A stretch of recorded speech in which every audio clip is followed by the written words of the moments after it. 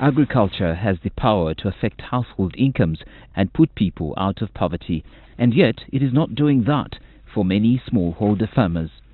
This is because they do not have the catalysts, starting with the right markets. Farmers lack access to a market that says, make an investment, invest in a better quality product. Instead, they say, let me use my seeds from last season, let me use my sister or my children to provide me the labor in my field, in my garden, as opposed to saying, how am I going to make an investment to generate a product that can be sold to a market that's going to give me a profit.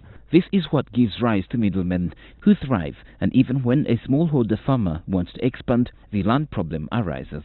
The farmers from which we buy the maize, they also have the same challenge. They would do much want to produce more maize, but the challenge of the land being small. Instead of being able to work with a formal buyer, they're faced with someone who says, I'm going to be here today, I might not be here in 3 weeks, I might not be here in 3 months, the price is this, here, sell, take my cash, buy, sell. That environment doesn't work for farmers. It doesn't work for anyone in the world. Anyone with that type of environment, of investment, would respond the way that farmers respond, because farmers are very intelligent. Any serious consideration for market-oriented agriculture will use improved seed, pesticides and herbicides. And if the farmer can afford them, then many on the market are not genuine. We as farmers, we are really being disturbed by fake products. Government has tried to bring Kakasa, scratch to verify, but still the fake inputs come in. We actually think in terms of what's on the books is phenomenal.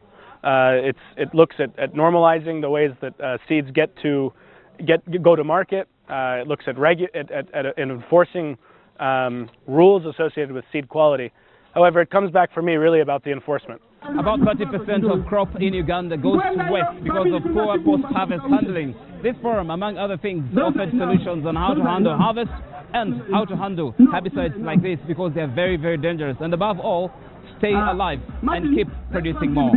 On the question of increasing yield, can farmers really afford to venture into the world of agriculture mechanization? The challenge is really for the groups, first of all, to be able to work together and have some collateral, as in land, and then share those values and then form a cooperative.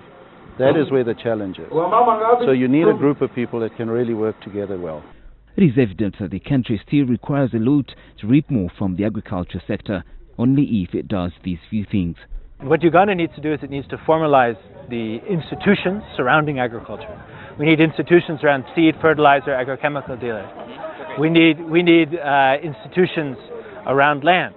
We need institutions around service of machines. For instance, when we service these machines, all of the parts come from South Africa, they come from the US, they come from Germany. It is not every day that you come across events of this nature among Ugandan farmers. The Farmer Appreciation and Inputs Promotions Day. A day that is meant to bring farmers together to sensitize them about issues to do with best farming practices. For instance, spacing of crops, weed control, and maximizing yield on a given area. Of course, also making sure that you manage harvest and quality. These interventions help to uplift farmers' livelihoods, make sure that they produce more, and at the end of the day, increase their production. Marco Musime, NTV Business, Masindi.